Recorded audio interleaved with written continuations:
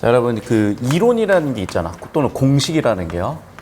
이제 피타고라스 공식이야 워낙 객관적이고 수천 년 된 학문이니까 우리가 다루는데 그조차도 사실 중3 때 배우잖아.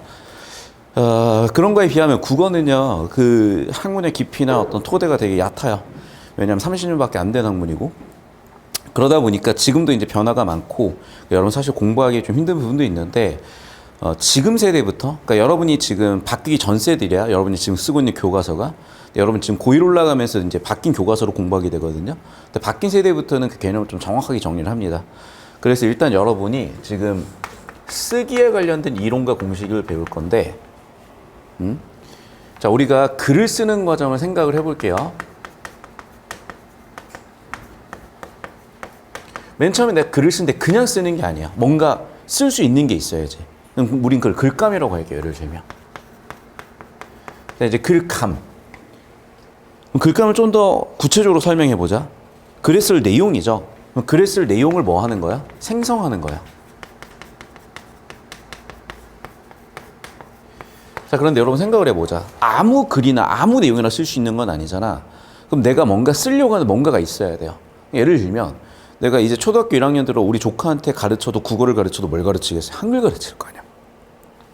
그러면 우리 초등학교 들어간 조카한테 기억하고 쌍기억하고 키읔을 설명하는데 예를 들면 야 이건 가회기야 이런 말을 쓰면 얘가 이해를 하겠냐고요. 그러니까 이제 어떻게 해야 되는 거야? 그렇죠. 독자의 눈높이에 맞춰야 될 거 아니야. 그래서 첫 번째는 뭐냐면 목적을 생각을 해야 돼요. 목적을 생각하는 건 뭐냐? 주제를 생각할 수도 있겠고 예상 독자를 생각할 수도 있겠고 글 쓰는 목적 예를 들면 설명문이냐 논설문이냐 이런 것들을 먼저 정해요. 그래서 우리가 자 작문 과정입니다. 1단계로 뭐부터 해야 돼? 첫 번째 목적 설정하고 두 번째 글감 즉 내용 생성하시는 거야. 자 그게 되셨으면 이제 내용이 생성됐으니까 뭐 해야 돼? 개요를 만드시는 거예요. 그러니까 학생들한테 우리가 뭐 구성하기 이런 말을 하면 이해를 못 하더라고. 쉽게 얘기하면 개요 짜시는 거예요. 글 쓰는 계획을 만드는 거죠. 그래서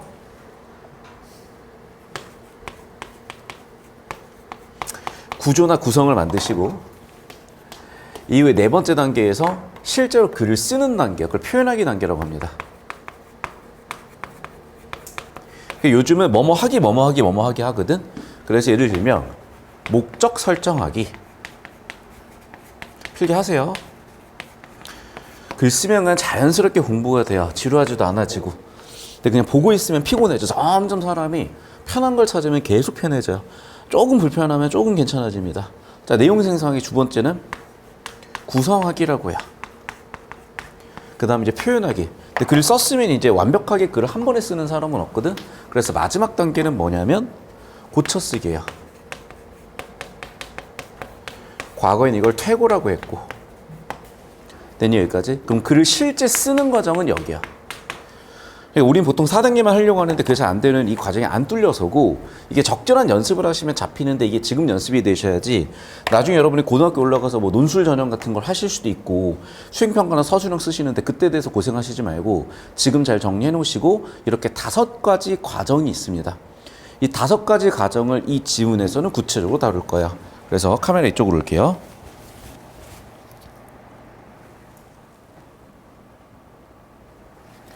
됐나요? 자, 그럼 봐봐. 내가 아까 첫 번째 썼던 목적 설정하기 또는 뭐라고 하는 거야? 계획하기 단계라고 하죠. 자, 그러면 계획하기 단계에서 생각 차원이 얘들아. 자, 그래서 지난 주말에 가보았다 경험이라고 쓰시고요. 아름다웠다 감상이라고 쓰시고요. 아름다움을 알리고 싶다 목적이라고 쓰시면 되죠. 그러면 자신의 경험에서 감상이 있었고 그게 글 쓰는 목적을 만들어낸 거죠. 자, 그러면 여기서 제일 중요한 1순위 정보는 아름다움을 알리고 싶어일 거야. 두 번째. 자, 두 번째는 뭘 활용하는 걸까? 블로그라는 매체죠. 어떤 도구를 쓸 거나 하는 거야. 근데 일기장에 써봐야 아무도 안 볼 거 아니야. 누가 읽지? 자, 그럼 누가 읽을까는 뭐야? 예상 독자죠.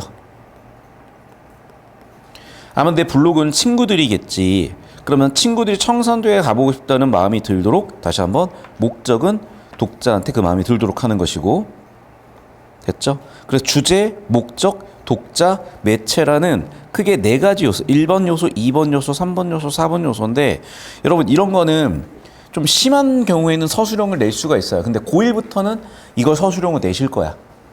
주제, 목적, 독자, 매체라는 개념어를. 근데 지금 중3에서는 안 내실 수도 있는데 기억은 해두세요. 어떤 주제를 써야지, 어떤 목적을 가지고 있어야지, 예상 독자 무엇이고 어떤 매체를 통해서 표현할 것인지.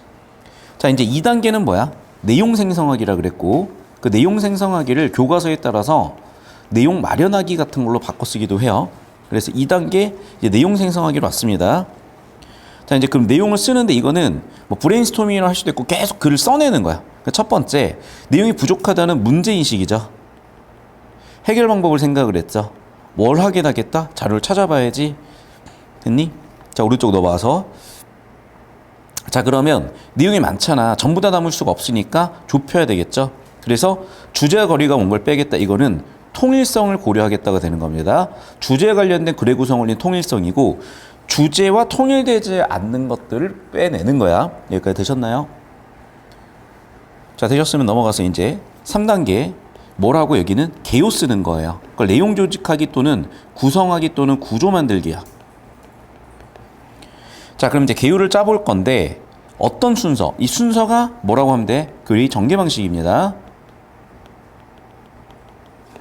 자, 1 청산도, 그 다음에 2, 3, 4번 순서대로 쓸래.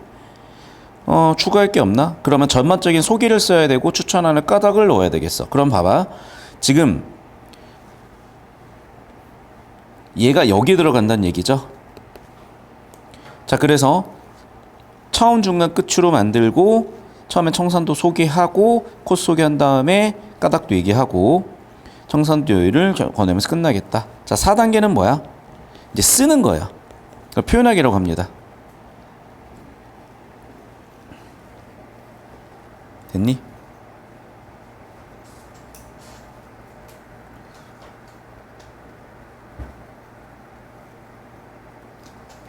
자, 오른쪽 넘어가서. 자, 그래서 이제 실제 쓴 거죠. 청산도라는 섬을 알고 있나요? 자, 1단락 뭐야? 처음 단락이고, 처음 단락에 묻는 이유는 뭐예요? 독자의 흥미 유발이라고 합니다.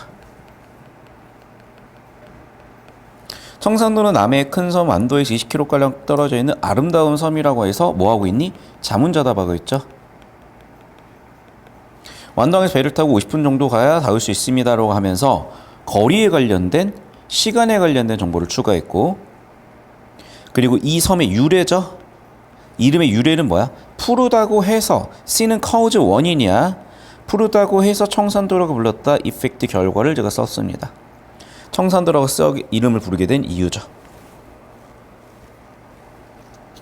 그러면서 어떤 뭐라 그럴까? 뭐 국가적 지정에 관련된 정보들. 그래서 뭐 국립공원으로 지정이 되어 있고 아시아에서 슬로시트로 뭐 선정이 되었다라는 지정 관련된 부분들. 계속해서 이제 2단락 볼게요. 청산도를 둘러보려면 슬로길을 따라 걸으면 좋다라고. 그래, 주제는 슬로길에 대한 얘기죠. 슬로길의 구성에 대한 얘기. 11개 코스, 11개 코스 17개의 길. 원래 원형은 주민들의 길이었던 거죠. 그러다 보니까 어떻게 돼 있어? 효과든 잘 어울리는 효과도 있겠네요. 그리고 점점 느려진다고 해서 역시 이름의 유래죠. 원인과 결과로 설명을 했고 슬로그 지도까지 나왔습니다. 자, 오른쪽 가볼게요. 이제 자, 11개 코스를 모두 걷다 보면은 4일 정도 필요하다라는 원이 소요 시간.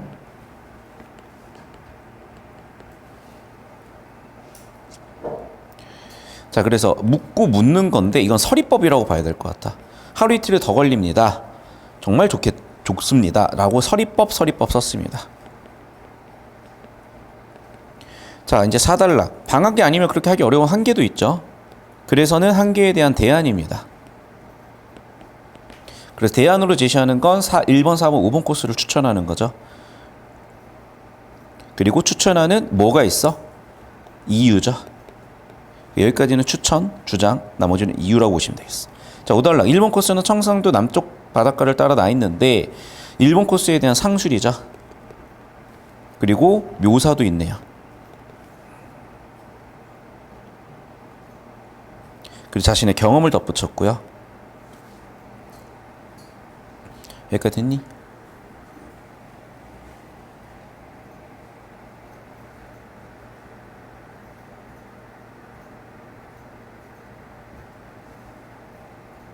자, 6단락 가볼게요, 이제. 자, 그 다음에 4번 코스에 대한 상술이죠.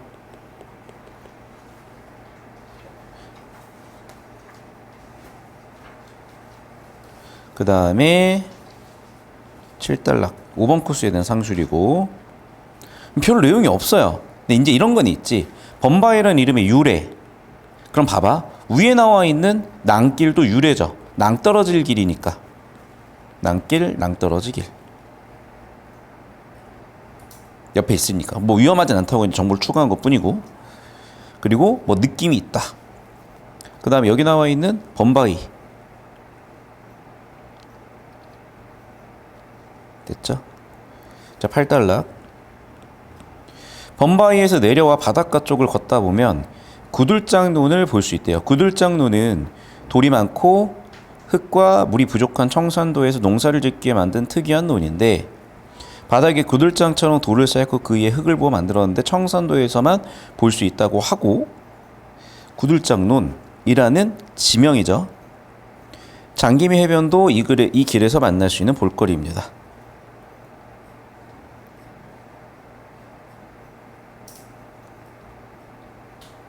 공룡 같은 것들이 많은 공룡 해변으로 보였다라고 해서 이름의 유래. 구들장논 이름의 유래. 그러니까 전부 다 뭐니? 뭔가 이제 닮은 것들, 사물을 빗대어서 지명을 만들고 있는 특징도 보일 거고요. 이제 마지막 단락해서 9단락까지 해서 뭐 아쉬움도 있었고, 그 다음에 물어보면서 결국 이것도 서리법이죠. 추천하면서 끝났네요. 별 내용은 사실 없어요. 그래서 그냥 문제를 여러분이 한 2세트, 3세트 정도 풀어보시면 될 것 같고, 다만 이제 저랑 같이 키워드들 정리해봤잖아. 이런 키워드들은 나온다는 거야. 그래서 이런 키워드들 위주로 복습 필기 하시고 문제 풀어보시면 크게 지장은 없을 겁니다. 자, 여기까지 정리해 주시고, 혹시 필기 못한 거 있는 사람? 없죠? 영상 한 번만 끊어주세요.